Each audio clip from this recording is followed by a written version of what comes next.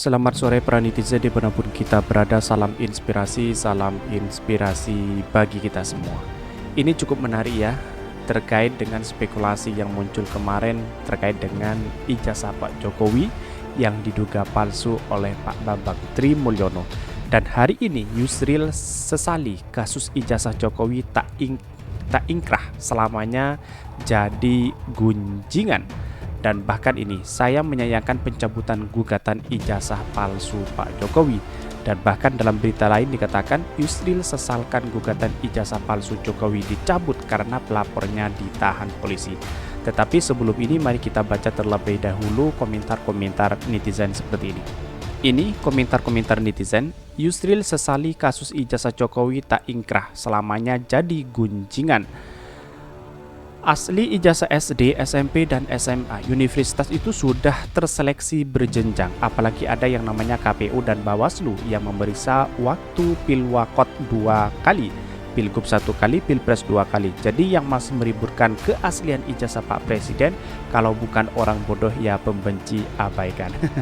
Jadi apa yang saya baca itu adalah pro dan kontra ya. Awalnya aku yang berpikir seperti itu, tapi lama-lama ikut ragu karena Pak Jokowi tidak berani menghadapinya. Padahal mudah saja mematahkan tuduhan tersebut. Kalau memang punya yang asli, ini malah seperti membenarkan isu tersebut. Selama tak ingkrah ijazah dianggap palsu oleh rakyat. Kalau memang ijazahnya asli dan tidak bermasalah, pasti dengan PD-nya langsung dibantah. Tapi emang gak punya ijazah asli yang digantung sampai habis masa jabatan dan sembunyi di belakang presiden. Berikutnya, kasus-kasus mantan presiden RI yang sudah akan penyelidikan dan di pengadilan berakhir tanpa ingkrah. Soekarno dituduh dalam DGOS G30S tanpa diadili. Soeharto KKN, Gus Dur korupsi Bulog, Mega menteri sepertinya korupsi, SBY menteri separtainya korupsi. Jokowi menteri sepatahnya korupsi, kenapa kau lewati? Bang Yusril selama ini di mana saja, biar tidak jadi polemik dan catatan timbang sejarah, tolong bantu dong dengan class action karena Anda memiliki kapasitas untuk itu. Ngapain pakai nyesal segala? Kan Yusril tinggal melaporkan lagi, beres.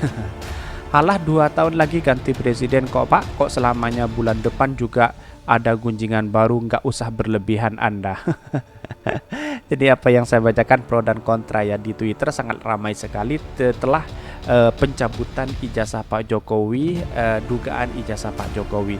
Kemarin kuasa hukum dari Pak Bambang Trimulyono juga mencabut laporannya di pengadilan. Mungkin strategi Bambang Tri kayak gini, dinaikkan sekarang dan menjadi isu liar sekaligus dieksekusi terpilih presiden baru, dan menjelang lengser Jokowi cerdas pula Bambang Tri beserta pengacaranya. Penggugat ditahan dulu sih akal-akalan biar tidak lanjut ke sidangan. Nah itulah, belum apa-apa udah dipereksekusi, diancam, ditangkap, padahal tinggal datang aja bawa ijazah asli, beres. Jadi makin curiga kalau begini. Banyak yang curiga ya. Jadi seperti ini, masyarakat itu sebenarnya, publik itu sudah ada yang paham, ada yang tidak terkait dengan ijazah Pak Jokowi ini yang dianggap palsu, bahwa teman-temannya Pak Jokowi itu sudah menunjukkan ijazah pribadinya mulai dari SD, SMP, dan SMA, bahkan UGM begitu, memberikan klarifikasi. Artinya kemarin pencabutan dari ijazah dugaan Pak Jokowi asli yang dituduhkan dari Pak Bambang Mulyono kepada Pak Jokowi itu sudah dicabut dengan alasan tidak bisa akses untuk ke Pak Bambang Trimulyono itu sangat sulit sekali. Dan bahkan hari ini Yusril Mahendra mengomentari hal-hal demikian begitu. Aslinya punya nggak sih Bapak Presiden yang mulia, yang terhormat, orang yang baik? Tunjukkan.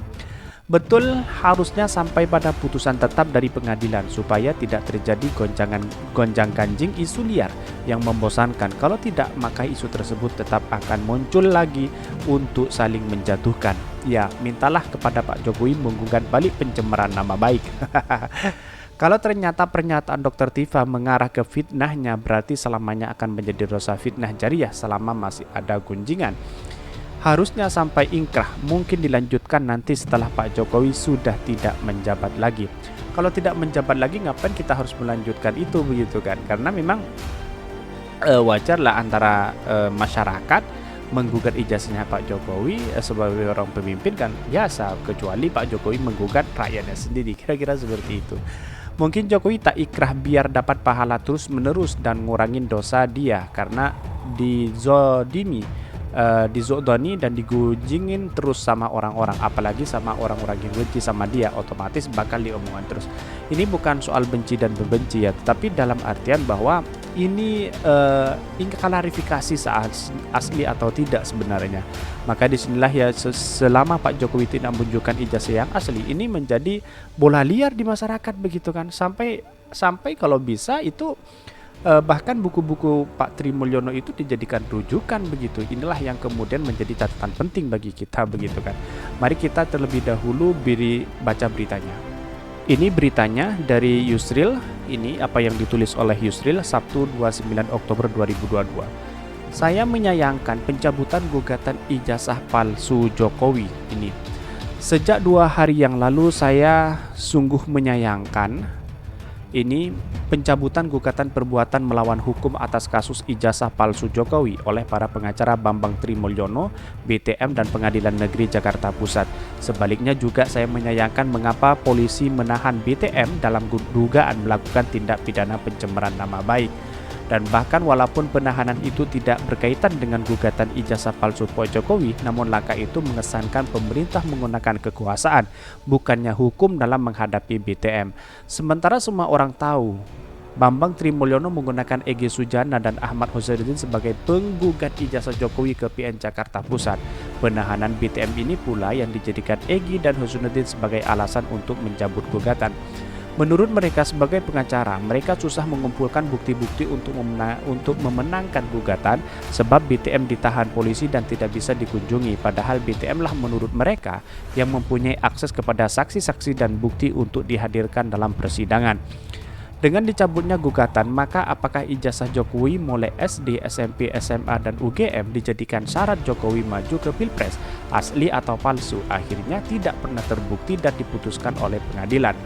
Padahal putusan hukum yang ingkrah Van Gewetset dan menyatakan ijazah Jokowi asli atau palsu sangat penting, bukan saja untuk mengakhiri kontroversi politik mengenai soal itu, tetapi juga sangat penting untuk memastikan bahwa hukum agar kasus kontroversial ini berakhir dengan jelas. Kalau tidak, kasus ini selamanya akan bergantung dan menjadi gunjingan politik tanpa henti. Ya, saya rasa begini. Analisa saya juga seperti itu, dalam artian bahwa kalau Pak Jokowi tidak menunjukkan ijazah asli, maka ini menjadi spekulasi di masyarakat dan bahkan sampai kapanpun, karena buku itu tak terbantahkan dengan adanya ijazah Pak Jokowi yang asli begitu. Tetapi kalau Pak Jokowi menunjukkan dokumen-dokumen yang asli, maka terbantahkan buku-buku yang ditulis oleh Pak Bambang Tri Mulyono. Dan bahkan dalam dunia akademisi sewaktu-waktu bisa digunakan sebagai rujukan buku-buku Pak Bambang Tri Mulyono itu begitu kan. Bahkan para pendukung dan simpatisan Jokowi akan ramai-ramai membuat pernyataan ke media, termasuk para pejabat pemerintah, pejabat struktural dan dosen UGM serta sahabat teman seangkatan dan Handai Taulan. Jokowi menyatakan mereka menjadi saksi ijazah Jokowi asli. Sebaiknya juga Pak Bambang Tri Mulyono para pendukungnya tidak akan pernah berhenti menggunakan media yang ada untuk terus melancarkan serangan bahwa Jokowi adalah penipu dan ijazahnya palsu dengan bukti-bukti versi mereka tentunya. Tetapi semua pernyataan itu hanyalah bagian dari pembentukan dan penggalangan opini belaka. Dari sudut hukum, pernyataan-pernyataan itu tidak ada bobotnya dan nilainya, kecuali keterangan itu diucapkan di bawah sumpah dalam sidang pengadilan yang terbuka untuk umum. Saya teringat suatu ketika ada sekelompok pengacara yang menamakan dirinya 100 pengacara reformasi, dipimpin oleh Suhana Natawilana, menggugat keabsahan berhentinya Presiden Soeharto ke PN Jakarta Pusat. Mereka mendalilkan bahwa berhentinya Soeharto tanpa melalui MPR tidak sah. Akibatnya, kedudukan B.J. Habibie sebagai presiden menggantikan Soeharto juga tidak sah. Polisi zaman B.J. Habibie waktu itu tidak menanggapi Suhana dengan semacam-macam alasan pidana. B.J. Habibie juga berkata kepada saya, biar pengadilan memutuskan sah atau tidaknya Soeharto berhenti, dan sah atau tidaknya dirinya menjadi presiden menggantikan Soeharto. B.J. Habibie berkata demikian kepada saya di Bina Geraha dalam kedudukan sebagai asisten, saat itu Deputi Mensesnek yang melaporkan adanya gugatan itu.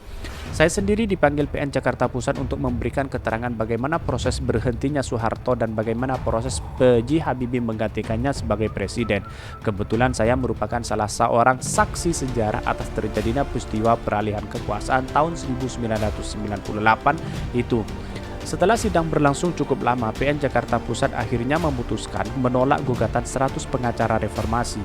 Dalam pertimbangan hukumnya, PN Jakarta Pusat menyatakan proses perhentian Soeharto tanpa melalui MPR dan pengucapan B.J. Habibie sebagai presiden menggantinya adalah sah menurut hukum. Saya bertanya kepada Suhana, apakah akan banding? Dia bilang tidak. Perkara selesai dan ikrah Van Ginwitz. Akibat putusan itu saya sempat mengolok-ngolok Ali Sadikin. Sekarang Pak Ali tidak bisa lagi ngomong Soeharto berhenti tidak sah. Ini sudah ada putusan pengadilan berkekuatan hukum tetap. Lagi pula omongan seperti itu tidak ada gunanya kalau Pak Ali masih tetap ngomong berhentinya Soeharto tidak sah.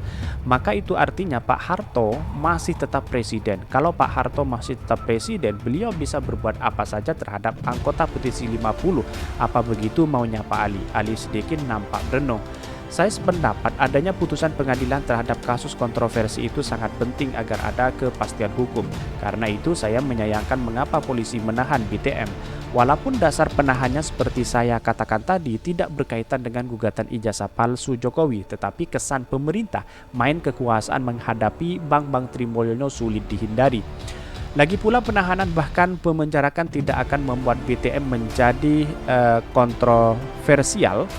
Ijazah palsu Jokowi sudah diungkapkan BTM melalui bukunya Jokowi Undercover yang membuatnya masuk penjara. Setelah keluar penjara, BTM mulai lagi dengan serangan yang sama menghadapi Jokowi. Satu-satunya cara mengalahkan BTM adalah dengan mengajukan bukti-bukti surat, tertulis rekaman foto dan sejenisnya, keterangan saksi dan ahli di bawah sumpah dan memberikan keterangan dalam sidang yang terbuka untuk umum untuk membantah bukti-bukti yang diajukan oleh BTM dan para pengacaranya. Percayalah kepada majelis untuk menilai semua bukti yang diajukan oleh penggugat maupun tergugat dengan seluas-luasnya untuk akhir memutuskan gugatan dikabulkan atau ditolak. Dalam pertimbangan hukumnya, majelis tentu akan mengemukakan dasar-dasar hukum putusan dan nilai-nilai alat-alat bukti yang dihadirkan penggugat dan tergugat dengan jernih dan mengambil putusan yang saling tepat dan dapat dipertanggungjawabkan. Kini penahanan BTM justru dimanfaatkan oleh BTM dan pengacaranya, Egy dan Hosenuddin, untuk dijadikan alasan mencabut gugatan. Alasannya sulit mengumpulkan bukti-bukti untuk dibawa ke persidangan karena BTM sedang dalam tahanan dan sulit ditemui. Alasan ini pun terkesan aneh juga. Pengacara yang bekerja secara profesional tentu malah mengumpulkan semua bukti yang membuatnya hakul yakin akan memenangkan gugatan tersebut mendaftarkan gugatan ke pengadilan. Mereka pasti tahu ketentuan hukum acara perdata, siapa mendalilkan harus membuktikan dalilnya, bukan Jokowi dan para pengacaranya yang harus membuktikan ijazah Jokowi asli atau tidak palsu. BTM dan para pengacaranya yang harus membuktikan bahwa ijazah Jokowi mulai SD sampai UGM adalah palsu. Kalau bukti-bukti masih sulit dikumpulkan dengan alasan apapun, termasuk yang punya akses terhadap data dan saksi hanyalah penggugat prinsipal, dan ini adalah BTM, lazimnya seorang pengacara takkan berani mendaftarkan gugatan seperti itu ke pengadilan. Kalau masalah BTM ditahan atau tidak bisa hadir di pengadilan, mestinya tidak masalah. Bukanlah dia sudah menunjukkan Egy Hosenuddin untuk mewakili dirinya. Bahkan penahanan BTM justru bisa dimainkan Egy dan Zainuddin untuk membangun opini di luar sidang untuk memperoleh dukungan moral, opini dan politik terhadap gugatannya. Walaupun opini seperti itu tidak boleh mempengaruhi hakim dalam mengadili suatu perkara, tetapi secara tidak langsung opini itu tetap penting. Jadi saya juga bisa bertanya, apakah penahanan BTM hanya sebagai alasan untuk menjemput perkara, ataukah memang sadari awal para pengacaranya tahu bahwa bukti-bukti yang akan dihadirkan di sidang nantinya kurang meyakinkan. Jadi pada hemat saya semestinya polisi tidak usah menahan BTM ketika dia sedang mengajukan gugatan ijazah palsu Pak Jokowi ke pengadilan. Biarkan persidangan berlangsung dan kita nanti putuskan pengadilan apakah ijazah Jokowi palsu atau tidak. Sebaliknya, juga semestinya para pengacara BTM tidak mengemukakan alasan karena BTM ditahan sulit mengumpulkan bukti-bukti dan kemudian mencabut gugatan. Sebagai pengacara mestinya mereka memberi advice kepada BTM agar meneruskan gugatan. Ibarat kata pepatah, berjalan harus ke ujung, berlayar harus sampai ke tepi. BTM juga harus dengan kesatria menerima apapun putusan pengadilan nantinya. Gugatan dikabulkan atau ditolak dengan segala implikasi, begitu pula Jokowi. Hukum sesungguhnya adalah mekanisme untuk menyelesaikan konflik secara adil, damai dan bertabat. Kita tidak perlu berkelahi di jalan atau saling serang menyerang di media sosial tanpa kesudahan, bahwa persoalan itu di pengadilan dan dibiarkan hakim memberikan putusan yang adil. Beri dukungan kepada pengadilan untuk bersikap demikian, jangan ditekan-tekan apalagi diintimidasi. Alangkah baiknya juga jika Presiden Jokowi mengatakan kepada publik, misalnya, saya tahu ada yang menggugat saya ke pengadilan dan menuduh ijazah saya palsu.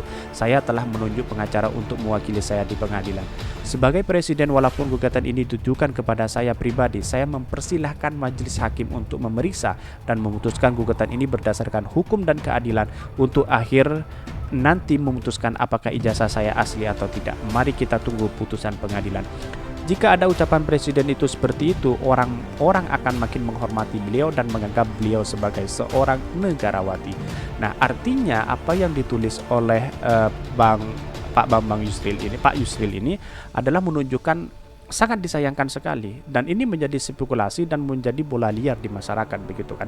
Dalam artian bahwa apa yang terjadi selama ini yang dituduhkan kepada Pak Jokowi itu kalau tidak menunjukkan ijazah asli yang menjadi spekulasi di masyarakat sampai hari ini. Memang ada publik yang percaya dan ada yang tidak, atau ada yang sebagian. Tetapi menurut saya pribadi analisanya dan kesimpulannya hanya satu. Ketika SD, SMP dan teman-temannya sudah memberikan bukti, mungkin 75% sebagian publik bisa percaya atau tidak. Tetapi di satu sisi ada yang masih belum percaya, kan, begitu kan.